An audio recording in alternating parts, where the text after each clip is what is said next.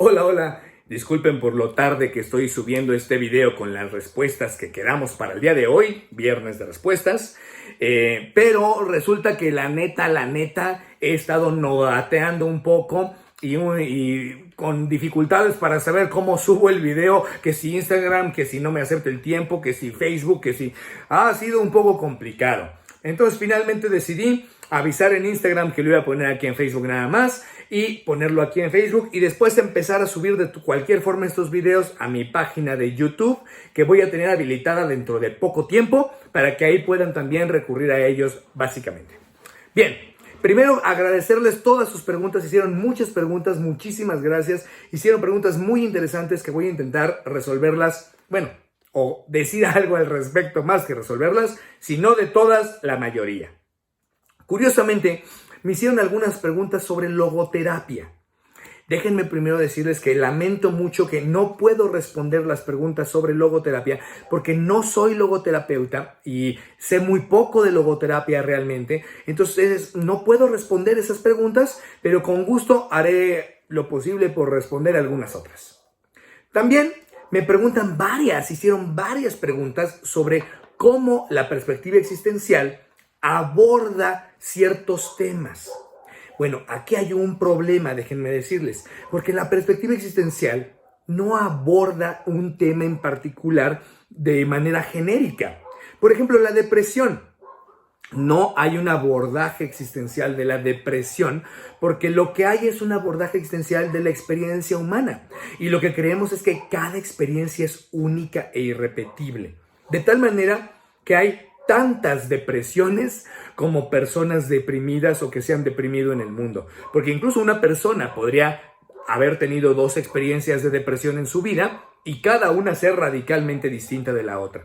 Entonces no hablamos en la mirada existencial de cómo abordamos un tema, porque lo que abordamos es la experiencia única y singular, contextual, temporal de cada específica persona en su momento. Entonces eso hace difícil algunas de las respuestas que me están convocando a darles. Pero de cualquier manera intentaremos hacer algo al respecto. Me preguntan, por ejemplo, ¿cómo aborda la mirada existencial lo espiritual? Bueno, pues es que depende de cada persona, depende de cada situación. Lo cierto es que no todas las personas se viven interesadas o conectadas con aquello llamado espiritual. Pero aquellas personas que suelen estar interesadas suelen ver lo espiritual como algo importante, íntimo, muy personal y algo profundo, que tiene un gran potencial transformador. Y entonces la mirada existencial está abierta, por supuesto, a explorar esto, a ver cómo la persona lo vive, cómo la persona lo experimenta, cómo eso está presente en cada uno de aquellos para los que este tema es importante. ¿Cómo descubre un niño de 6 a 10 años su sentido de vida? Es muy bonita pregunta. Bueno, también diríamos, para la perspectiva existencial, que el niño no descubre su sentido de su vida, sino más bien que lo va creando, lo va construyendo porque lo va vivenciando, experimentando, lo va viviendo con la vida misma. Lo va viviendo al jugar, lo va viviendo al sentir, lo va viviendo al entregarse a la vida como tal. Es que va viviendo su vida sintiéndola con sentido de vida, porque la va sintiendo.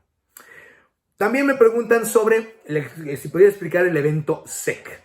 Bueno, déjenme decirles que eso de evento SEC es algo particular del movimiento mexicano de análisis y terapia existencial y es nuestra manera de acercarnos a pensar o reflexionar sobre el asunto de la experiencia, donde queremos ver la experiencia como algo que está en proceso, que está en movimiento, que tiene un carácter más verbal que un sustantivo. Entonces está en movimiento la experiencia, es un experienciar, un experienciando.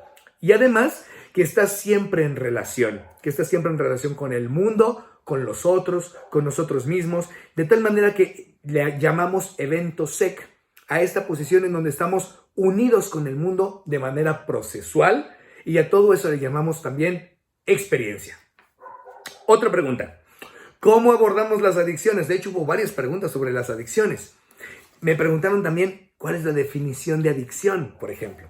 Bueno, para la mirada existencial, la adicción es una conexión intensa, tan intensa que en ocasiones puede incluso causarnos problemas, una conexión intensa con una sustancia, por ejemplo, pero que esa conexión intensa nos habla muchas veces de una desconexión con personas o con otras situaciones. Entonces, buscamos desconectarnos con alguna situación conectándonos a otra, o en ocasiones sentimos muy poca conexión en nuestra vida y entonces nos conectamos intensamente con eso llamado la sustancia que nos produce la adicción.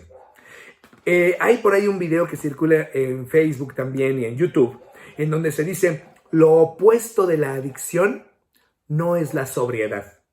Lo opuesto de la adicción es la conexión.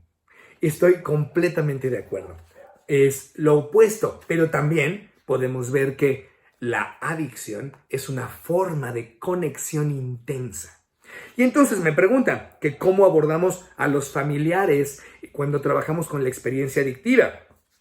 Algo importante que podemos ver aquí es que efectivamente, pues bueno, la experiencia adictiva no solamente atraviesa a la persona que es el adicto o la adicta, sino que es una experiencia que abarca a todo su mundo interrelacional.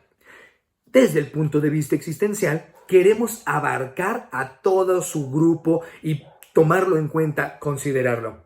Pero bueno, eso no siempre es posible, pero por lo menos desde la perspectiva existencial deseamos estar abiertos a esa posibilidad. Me preguntan también mucho sobre duelos, depresión. Hay muchas preguntas con respecto a esa temática. Entonces, muy probablemente haremos una cápsula sobre duelos para profundizar en esto. Pero bibliografía, bueno, el problema es que, una vez más, no hablaríamos de que hay una manera existencial específica de acercarse a eso. Pero hay, entonces, alguna bibliografía que podemos retomar. Pues yo les recomendaría sobre todo obras de la literatura universal para poder reflexionar sobre eso, obras de Tolstoy, obras de personas como Dostoyevsky, etc. Pero por supuesto también podemos recurrir a los textos clásicos como el texto de Irving Yalom que se llama Psicoterapia Existencial y otros. Pero recuerden, no van a encontrar en estos textos la manera existencial de trabajar con el duelo o con la depresión, porque no hay como tal una forma existencial de acercarse a ello. También me preguntan muchas cuestiones sobre el amor. Bueno, déjenme decirles que estoy preparando algo para que próximamente tengamos más posibilidades de profundizar en este tema tan importante, tan vital, tan apasionante, el tema del amor. Así que pronto profundizaremos mucho en ese tema. Pero una de las preguntas que me hacen es: ¿qué lleva a una persona a elegir una pareja o a sostener la relación con esa pareja a lo largo del tiempo? Es una pregunta linda y que seguramente nos interesa a todos. Esto, por supuesto, es muchísimo más complejo que tratar de dar una respuesta breve en estos instantes. Es algo muy complejo. Lo que sí podemos decir es que hay una parte misteriosa que quizá jamás terminemos de entender, por un lado. Y por otro, que hay en la experiencia del amor siempre una posibilidad de encontrarnos con lo novedoso de nosotros mismos, lo novedoso del mundo, lo novedoso del otro. Porque esta posibilidad de mantenernos atraídos hacia alguien, en amor hacia alguien, tiene que ver con nuestra posibilidad de estar abiertos a la novedad y por lo tanto, que esta es la parte difícil, a la incertidumbre. Me preguntan también por la interacción social de los adolescentes, ¿no? Eso es algo interesante porque muchos adolescentes viven muchas dificultades emocionales. Es realmente una experiencia de mucho dolor cuando sienten que no pueden incluirse en ningún grupo, que no hay un grupo de pertenencia. En una etapa, la adolescencia, donde pertenecer a un grupo es fundamental, es tan importante. Entonces, claro, esto es algo a lo que hay que darle espacio para hablarlo, para explorarlo, para ver cómo es la experiencia de la persona. Una vez más, ¿qué es el amor?, me preguntan. Bueno, pues eso es, si alguien puede responder esa pregunta, me parece que sería una especie de conciencia universal o algo por el estilo. Porque ¿cómo podríamos responder brevemente a esa pregunta? Pero como les decía, vamos a tomar unos momentos más adelante para reflexionar más profundamente sobre ello. ¿Qué hacer, me preguntan, para que mi pasión por la vida aumente? Bueno, una de las situaciones que podemos hacer para ello es no olvidar que pasión e incertidumbre suelen ir de la mano.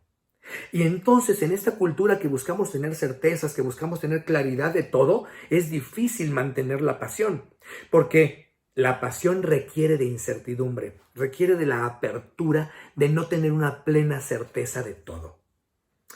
También me preguntan cómo se aborda los duelos desde la terapia existencial. No, pues una vez más es difícil hablar de cómo se abordan porque hay tantos duelos como personas, ya lo decíamos. Pero algo que sí podemos decir es que no queremos pensar el duelo desde una perspectiva enferma o de la enfermedad o de la patología. No nos gusta pensar el duelo como a que haya duelos patológicos, porque el duelo es de lo más representativo de nuestra humanidad. El duelo es una posibilidad profundamente humana. De hecho, ya estuve pensando que vale la pena dedicarle una de las cápsulas que haremos semanales específicamente al tema de los duelos. Así que ahí podremos reflexionar un poco más. Pero de entrada decir, no miremos los duelos desde el punto de vista de la enfermedad, sino desde un punto de vista más abierto, más humano. También me preguntan, ¿qué es ser fiel? Bueno, eso es una pregunta difícil. Porque además, existencialmente hablando, fíjense, fiel tiene que ver como seguir siempre el mismo camino, como ir derecho por el camino que hemos elegido. Pero lo cierto es que desde una perspectiva existencial, estamos cambiando momento a momento. De tal forma que serme fiel a este instante puede ser serme infiel al instante justo anterior, al minuto anterior. Porque vamos existencialmente cambiando momento a momento. Eso es complejo y vale la pena que le demos más tiempo también a ese tema, pero es algo que ya podemos de entrada como ver parte de su complejidad. También me preguntan las diferencias entre existencialismo y humanismo. Y bueno, déjenme decirles que en mi página de internet www.jackieandresmartinez.com tengo un blog en donde puse varias entradas sobre este tema. Les invito a mirarlo, a echarle un ojo. La persona que lo escribe dice que también tiene dudas en cuanto a la diferencia de la logoterapia y la Gestalt. Bueno, primero déjenme compartirles que esto de existencial suele pensarse como una gran sombrilla, un gran paraguas, que puede entrar diferentes terapias en él, como el humanismo, como una gran cantidad de terapias que podemos decir humanistas. Pero lo cierto es que también hay una terapia específica que podría ser llamada humanista, una terapia específica que podría ser llamada existencial, que es a la que yo me dedico, otra llamada Gestalt, que también yo practico, y la llamada logoterapia. Entonces estaríamos hablando de 4 diferentes terapias, no de 2, sino de 4. Entonces reconozcamos eso, hay mucha diferencia. Les invito a que vean mi blog si quieren profundizar en esto. También me preguntan cómo sería una devolución en positivo para una persona que tiene en alta valía a su padre y cree que su mamá es la mala del cuento. Esto desde la logoterapia. Y cuando yo contesté que no me era posible decir algo sobre la logoterapia, entonces me preguntaron que si podría decirlo desde mi perspectiva, una perspectiva existencial. Bueno, nos vemos en un problema, porque desde una mirada existencial no haríamos una devolución en positivo. De entrada no estoy muy seguro de que sea eso. Entonces, no haríamos una devolución en positivo. ¿Qué sí haríamos? Una exploración acerca de cómo es la experiencia de la persona, qué es lo que la persona siente, cómo ha llegado a construir una experiencia en la que el papá es el bueno y la mamá es la mala. ¿Qué otras posibilidades de construcción hay? ¿Cómo le hace sentir esta experiencia, construirlo de esa forma, etcétera? Y por último, una pregunta un poco fuera de tiempo, pero que alcanzamos a afortunadamente responder.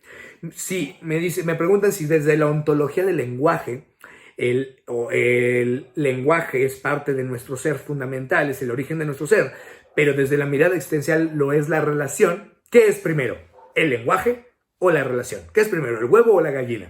Bueno, la pregunta es un poco tramposa porque parece como si lenguaje y relación fueran algo distinto. Pero si lo pensamos bien, ¿qué es el lenguaje? Sino una manera de hablar de la relación, una forma de expresar relación.